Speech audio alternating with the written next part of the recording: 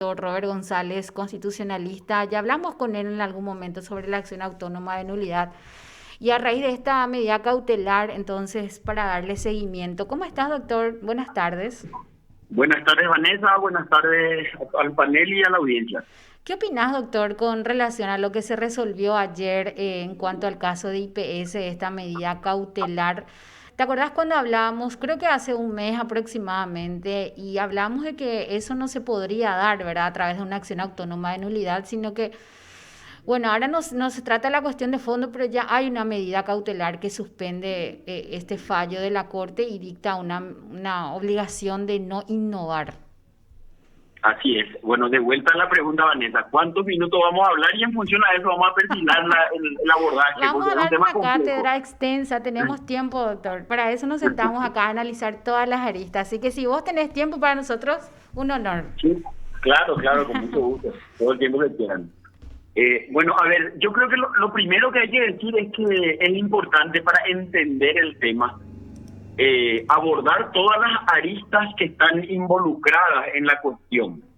Porque aquí no solamente a esta altura del partido cabe la aproximación doctrinaria o académica, sino que ya hay que aterrizar al terreno de los hechos y en ese contexto juega mucho todo lo que tiene que ver con el juego de poder, con las estrategias tejidas para enfrentar la situación y fundamentalmente con el drama que representa tener que hacer frente a una sentencia de la máxima instancia, en este caso la Sala Constitucional de la Corte Suprema, que realmente deja mucho que desear, hace agua por todas partes.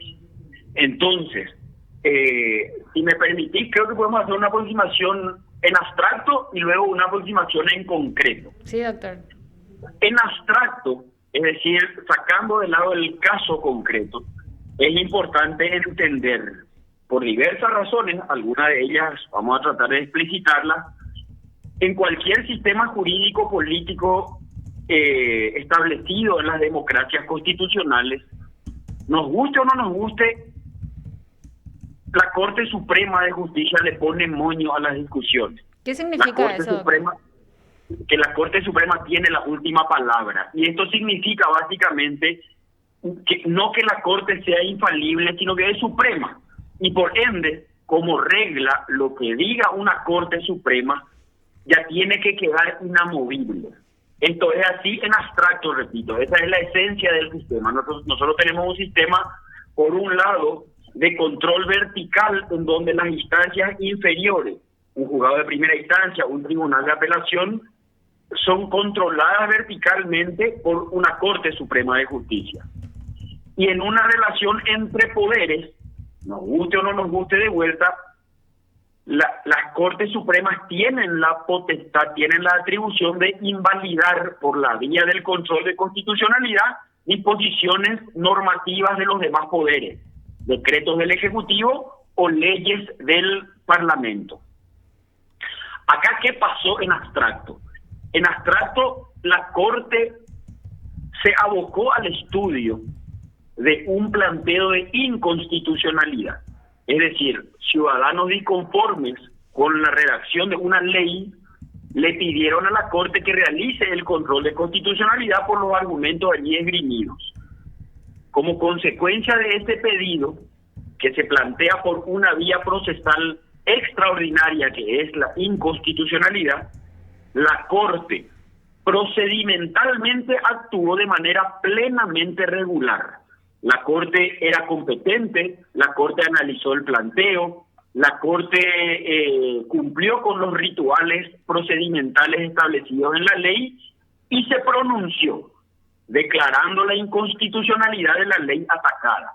El efecto de esta declaración se reduce simplemente a que las normas atacadas no son aplicables a los accionantes. En abstracto, esa es la figura. Ahora aterrizamos un poquito, bajamos un nivel.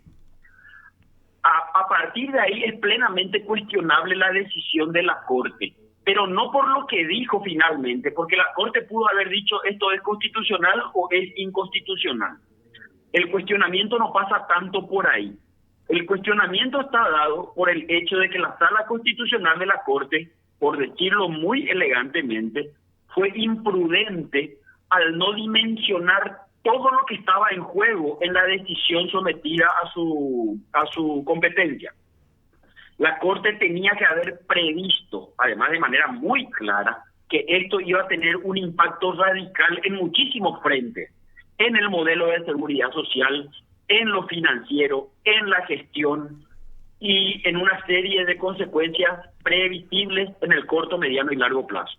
Lamentablemente la Corte no hizo eso, no fue prudente, no fue criteriosa, no informó suficientemente su decisión, y entonces ahí se plantea un problema que constituye realmente un caso trágico para el sistema, porque para solucionarlo hay que ponerse creativos, y ahí bajamos otro nivel en el análisis.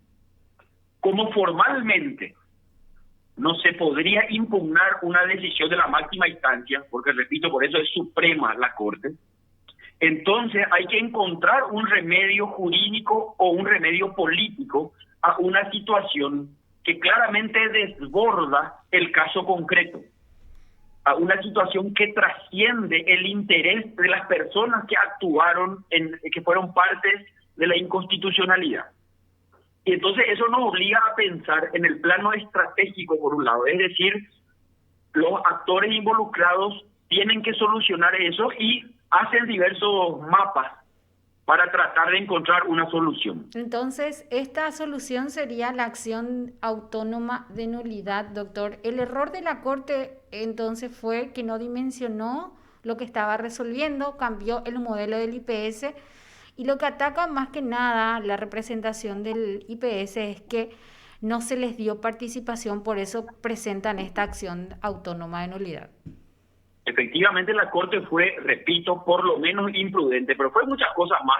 Uno no quiere entrar nomás en los descalificativos a esta altura, pero realmente las Cortes Supremas tienen que dimensionar el rol de cogobierno que las constituciones le asignan, y tienen que entender que sus fallos, los fallos de las Cortes sobre todo, que no de los juzgados ordinarios, tienen un efecto expansivo que repercute en muchísimos ámbitos, en la relación de poderes, en el presupuesto, en los modelos, en este caso de seguridad social o cualquier otro modelo, etcétera. Pero efectivamente ese fue el problema. Entonces, el IPS se encuentra con un drama y tiene que establecer una estrategia que uno puede coincidir o no, pero en abstracto, si me preguntan a mí académicamente hablando, el camino de la acción autónoma de nulidad no puede ser la vía nunca. ¿Por qué no puede ser la vía? En primer lugar, porque el procedimiento generado a partir del control de constitucionalidad que derivó en la sentencia que no le gusta al IPS, para decirlo en términos así muy coloquiales, no tiene ningún vicio, no fue irregular. La Corte actuó siguiendo el procedimiento de impugnación de cualquier ley, por un lado. Número dos, lo que dijo la Corte no causa estado, es decir, no constituye cosa juzgada todavía. Número tres, porque el IPS no puede hablar de indefensión todavía, porque el IPS no tenía por qué ser parte en aquella contienda de constitucionalidad. Y finalmente, porque la acción autónoma de nulidad, la herramienta que eligió el IPS para canalizar su disconformidad, es una herramienta que está pensada, que funciona sobre ciertos requisitos muy concretos y muy rigurosos. En primer lugar, está pensado para atacar una sentencia pasada en autoridad de cosa juzgada, es decir, una sentencia firme. En segundo lugar, tiene como objetivo atacar un procedimiento irregular. En tercer lugar, tiene como objetivo evidenciar que el recurrente quedó en estado de indefensión. Y ninguna de esas condiciones se cumplió en el caso concreto. El IPS no estuvo en indefensión, no hablamos de una sentencia que pasó en autoridad de cosa juzgada, y no hay procedimiento irregular. Lo que hizo la Corte es regular. Doctor. Entonces, si me preguntan a mí desde lo doctrinario, esa no es la vía para reparar lo que mal hizo la Corte a criterio del IPS. En una parte, el abogado Oscar Daniel Guillén, en representación de IPS en esta acción autónoma de nulidad, al solicitar esta medida cautelar, dice que la Sala Constitucional le denegó su intervención declarando inoficioso el incidente de nulidad de actuaciones deducidos por IPS. Y también Sí, la parte demandada, en este caso ya, ¿verdad? Los marinos, dicen que ellos ya intentaron y la Corte le dijo que no, no pueden ser parte. ¿cierto? Entonces, eso ya se discutió, digamos, doctor, ¿verdad? Corresponde, ¿no? Pero ya se discutió eso en la acción de inconstitucionalidad. En esta acción de inconstitucionalidad, puede ser, podría haber sido parte del IPS, digamos. La respuesta es que podría haber sido parte, pero no necesariamente tenía que haber sido parte. Porque resulta que el control de constitucionalidad no está pensado para que las partes discutan. Cuando uno impugna la constitucionalidad de una ley, eso no puede dar lugar a discusiones largas, con pruebas y demás, como si pasa en instancias ordinarias. La Claro. Corte es una instancia extraordinaria.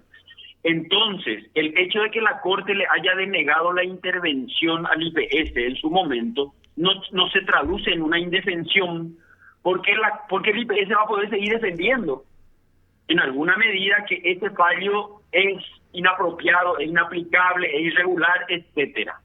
Pero en otra etapa. O sea, a lo que quiero ir es que la Corte podía haberle escuchado al IPS. Si yo hubiese sido integrante de esa sala constitucional, precisamente porque consciente de mi obligación de ser criterioso y de dimensionar que el fallo iba a tener un efecto expansivo muy importante, yo le hubiese escuchado al IPS. Pero no escucharle no significa que la Corte cometió una irregularidad procesal. Entonces, lo que dice el IPS es cierto, pero no necesariamente significa que se haya cometido una irregularidad.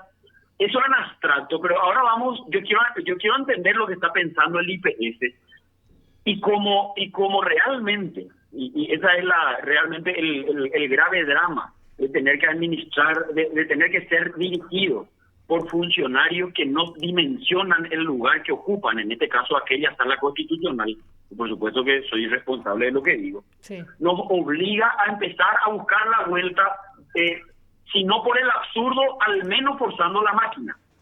Entonces, desde donde el IPS mira el problema, realmente forzando muchísimo la maquinaria, la acción autónoma de nulidad sería una alternativa para que ellos traten de generar un hecho político, reitero, y a partir de ahí forzar de vuelta el interés de la Corte, pero ya en pleno, para que se busque un remedio si acaso se estima que lo que se hizo necesita ser reparado.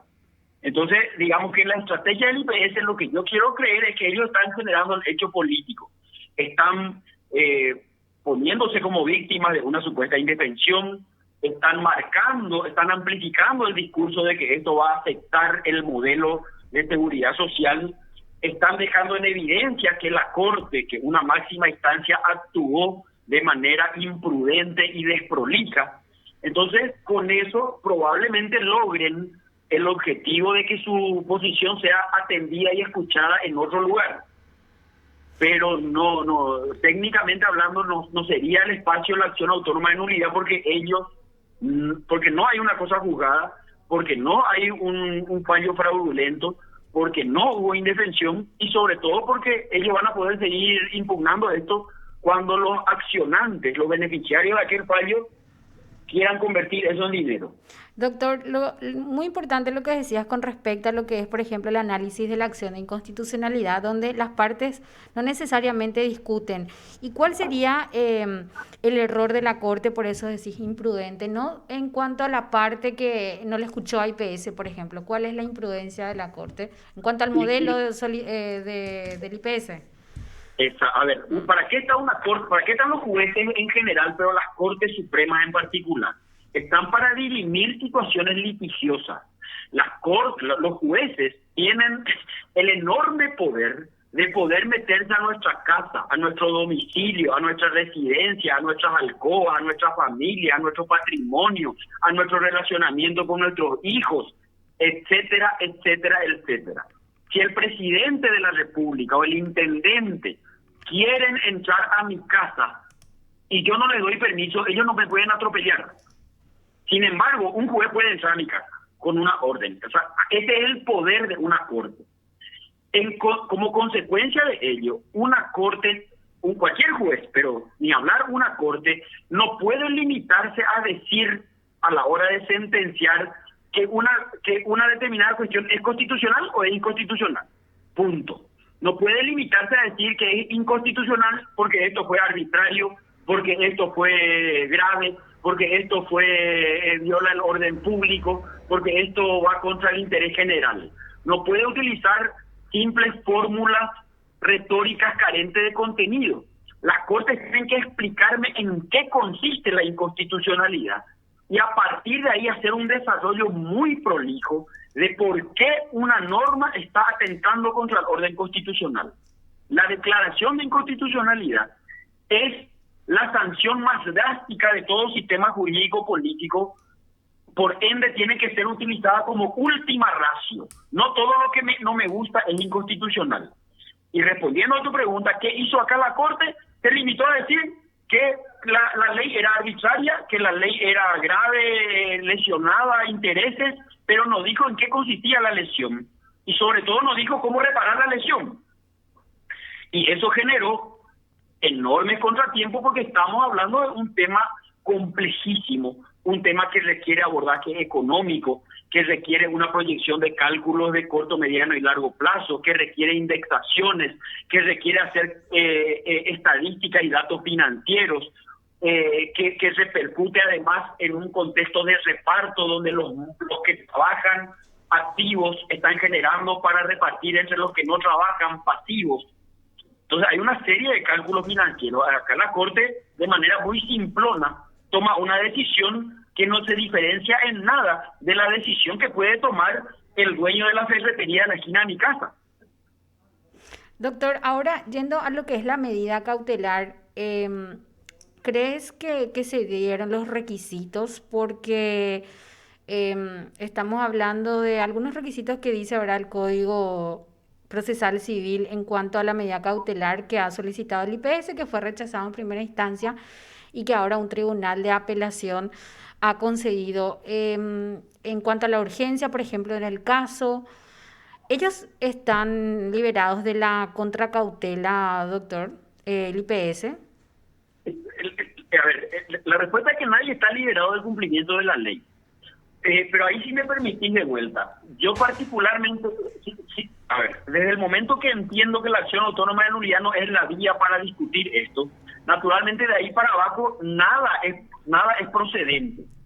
Ahora bien, dicho eso, si tomamos como válida la vía de discusión a través de la acción autónoma de nulidad, si tomamos como válida, que es la hipótesis de la que parte el IPS y de la que parte no solo el tribunal que concedió la cautela, sino que incluso el juzgado que denegó la cautela, personalmente entiendo que sí corresponde otorgar la medida cautelar. Porque esos requisitos muy concretos que están mencionando, como por ejemplo la contracautela, la verosimilitud del derecho, etcétera, están pensados justamente para que quien solicita la cautela dé garantía suficiente de que no está peticionando algo sin derecho. Y en el caso concreto, el IPS es una institución solvente, claramente hay un derecho que le afecta al IPS, y además, justamente por activar la prudencia que no tuvo la Corte, es muy importante que sigamos discutiendo en la esfera que sea, pero con las cosas en el estado en el que se encontraban antes de la sentencia. Así que yo personalmente creo que es defendible la decisión del Tribunal de Apelación de conceder la medida cautelar. Uh-huh. Claro, porque ya en primera instancia se dio trámite, ¿verdad?, a la demanda, de lo que se está discutiendo en este momento. Exactamente, exactamente. Y con presidencia, repito, si nos ponemos, a ver, aquí en el derecho procesal existe una suerte de instituto, de figura, que está pensada para evidenciar un vicio propio de los países de estructura precaria, que es el exceso ritual manifiesto. Es decir, perdernos en las discusiones de requisitos. Requisito para esto, requisito para lo otro, requisito. Cuando que hay ciertas discusiones que no solo por la envergadura misma del debate, sino por quien está del otro lado, en este caso una institución ultra solvente, no necesitan de tanto ritual formal para garantizar un determinado pedido. Y en este caso creo, repito, o sea, tenemos que bajar a la lógica estratégica sobre la cual se está envolviendo la cuestión, y desde esa lógica la cautela no solamente es defendible, sino que me parece razonable. Doctor, pero bueno, es importante, sí. Vanessa, que la ciudadanía sepa a quién dirigirle, porque es la Corte la que, en definitiva, aquella sala constitucional de la Corte es la que nos obliga a razonar por el absurdo, es la que nos obliga a todos a movernos tratando de apagar incendios, a salir del camino dado por la ley. Y es un buen ejemplo para que la ciudadanía dimensione quiénes deben ocupar los cargos públicos. Exactamente. En todos los niveles, ¿verdad? Y Aquella también, Corte fue sí, desprolija, por decirlo menos. desprolija, imprudente, y también pensando, como ya mencionas, ¿verdad? ¿Quiénes son los que deben ocupar estos cargos? Estos 3 ministros de la Sala Constitucional ya no están. Estamos hablando de Miriam Peña, de Sindulfo Blanco y de Óscar Miguel Bajac. Estos exministros, entonces ministros que firmaron este fallo en 2016, ya no están, pero la Sala Constitucional sigue, doctor. Cambiaron las caras, pero sigue este órgano responsable, digamos, de toda esta confusión que se está generando en este caso. Sí, está bien, pero digamos que, justamente el prodigio de reposar sobre instituciones es que, independientemente de los integrantes, las instituciones hablan a través de sus órganos. Así es que, por mucho que haya cambiado la sala constitucional, hoy la nueva sala, digamos, no puede borrar con el codo lo que la sala anterior escribió con la mano. No funcionan así las cosas. Lo cual no significa que, atendiendo el drama que aparentemente se ha generado, el pleno de la Corte, es decir, una instancia, esto tiene su discusión jurídico-política, ¿verdad? Pero vamos a asumir la tesis de quienes entienden que las salas individuales de nuestra Corte pueden ser controladas por el pleno de la Corte. Así es que una sesión plenaria de la Corte, donde los 9 integrantes analicen la posibilidad de una revisión, podría ser perfectamente un remedio, si acaso, repito, se entiende que este fallo realmente va a generar toda esa cadena catastrófica que plantea el IPE. Ahí justo eso te quería preguntar. Si la acción autónoma de nulidad no es la vía idónea para todo esto, a pesar que dijiste que se obró por lo menos prudencialmente en cuanto a la medida cautelar, pero no es la vía, ¿cuál sería una solución hablando doctrinalmente, doctor? ¿Una revisión por parte del Pleno podría ser? Y lo que a nosotros nos queda en Paraguay, porque ahí hay que ajustarse al saco que cada país se da a través de sus constituciones, ¿verdad? Nuestra sala de máquinas, las herramientas que nuestra Constitución pone al alcance de la mano, está dada por la actuación del Ejecutivo, del Legislativo, del Judicial. Por cómo se dieron las cosas, la pelota está en la cancha del Poder Judicial, pero no en la cancha de cualquier juez. Está en la cancha de la Corte. Pero, o sea, no es que está, puede estar, digamos, hay que llegar a la Corte, no es que la Corte puede derechamente abocarse al estudio y listo, pero se puede establecer una estrategia que apunte a llegar a la Corte haciéndole notar que este es un caso que ameritaría la intervención plenaria. Y esta intervención plenaria podría dar vuelta lo que estableció la sala constitucional de aquel momento. Esa se me ocurre que podría ser una solución no exenta de polémica, repito, porque aquí entran las discusiones del alcance de las discusiones plenarias, de la sala, de si esto está previsto en la Constitución, etcétera, pero ya que la Corte anterior la sala constitucional anterior no, digamos, activó una bomba que realmente está teniendo mucha repercusión, creo yo que para ser medianamente prolijos en el manejo institucional, la vía sería llegar al pleno de la Corte. Que creo acá entre nosotros, estoy especulando, ¿verdad? Pero Sí. yo estoy convencido que el IPS lo que está haciendo es, repito, esto, generar un hecho político y para el efecto, como estrategia, plantea la vía de la acción autónoma de nulidad. Esto va a generar un debate mediático, va a propiciar muchos intercambios y eventualmente va a hacer que las autoridades en general, la Corte en particular, tome nota de que aquí hay algo que pareciera que exige una revisión. Doctor, y para hacerse esto que estás diciendo, por ejemplo, la revisión del Pleno de la Corte, ¿hay precedentes de este caso y cómo sería de oficio? ¿Podría el Pleno decidir eso? La respuesta a ambas preguntas es que sí.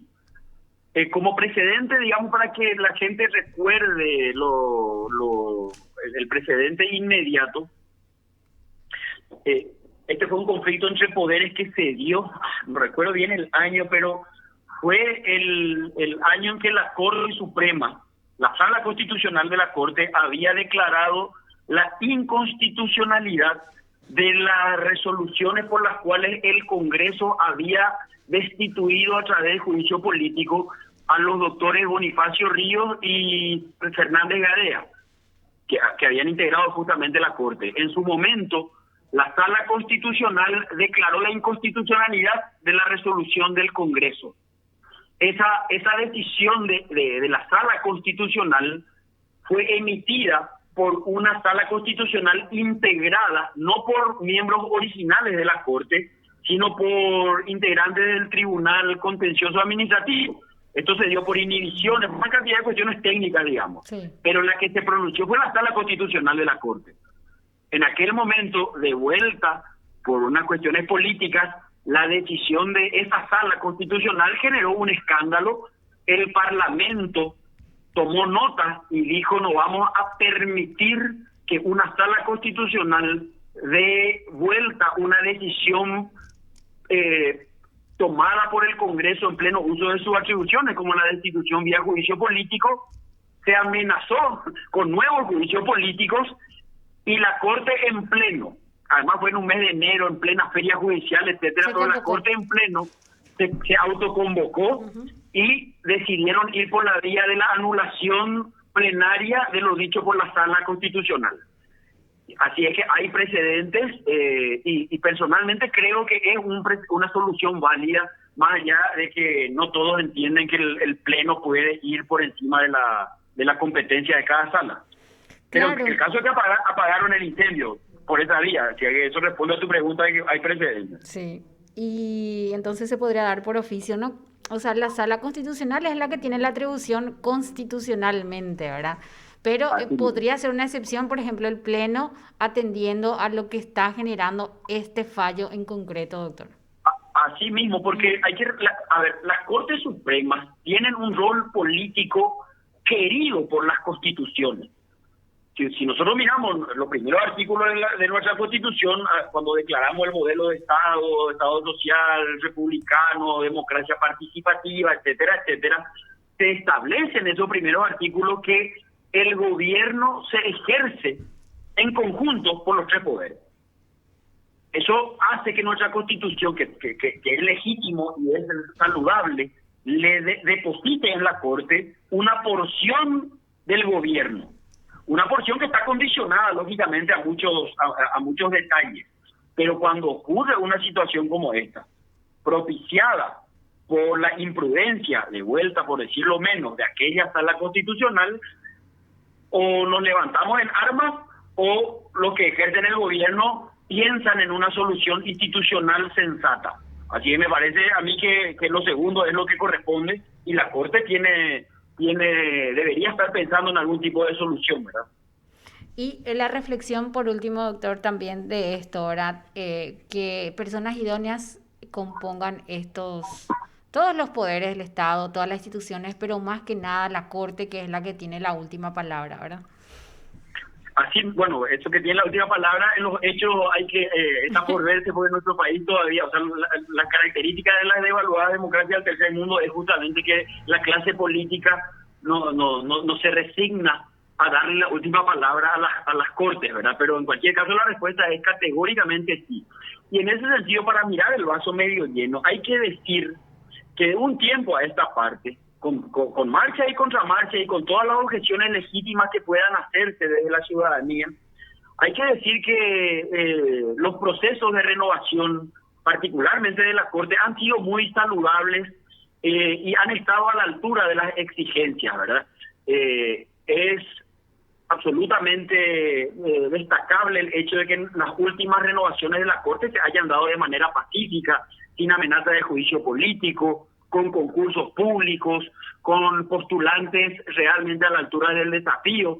Y hay que decir que las últimas renovaciones, o sea, la Corte está integrada en este momento, y me estoy refiriendo concretamente a los últimos ingresos, pensemos en los 4 o 5 últimos ingresos, por gente honorable, gente que tiene, a ver, uno puede, repito, ejercitar la crítica, pero para la Corte fue muy saludable el ingreso de juristas de la talla de Alberto Martínez Simón, que proviene de la misma magistratura, o del profesor Eugenio Jiménez, que proviene del ejercicio de la profesión, de la doctora Carolina Llanes, del profesor Ramírez Candia. O sea, ha habido una renovación a la altura de las expectativas y del desafío institucional. Así que hagamos fuerza para que esto continúe y sobre todo para que las personas que están en esos cargos tan importantes sigan honrando el altísimo privilegio, ¿verdad?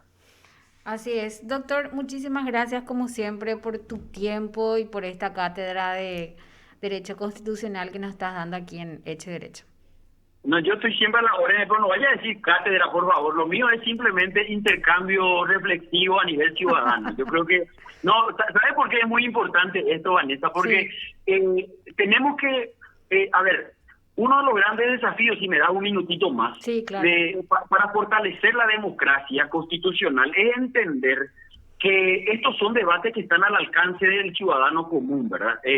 Tenemos que sacarle a las autoridades, a los que ejercen el poder público, el monopolio de las discusiones y de las decisiones. Ellos podrán tener la última palabra, ellos podrán ser los encargados de elaborar las leyes o los decretos que rigen nuestra vida, pero nosotros no podemos dejar de involucrarnos en el discurso sobre pretexto de que esto es académico, que es catedrático o de que no tenemos títulos. Esto se puede perfectamente articular a nivel horizontal desde la ciudadanía, desde la sociedad civil, y de eso se trata justamente el gran desafío, de poder trabajar, porque nosotros a nivel constitucional estamos bien en el plano normativo, donde estamos todavía endebles es en la cultura constitucional.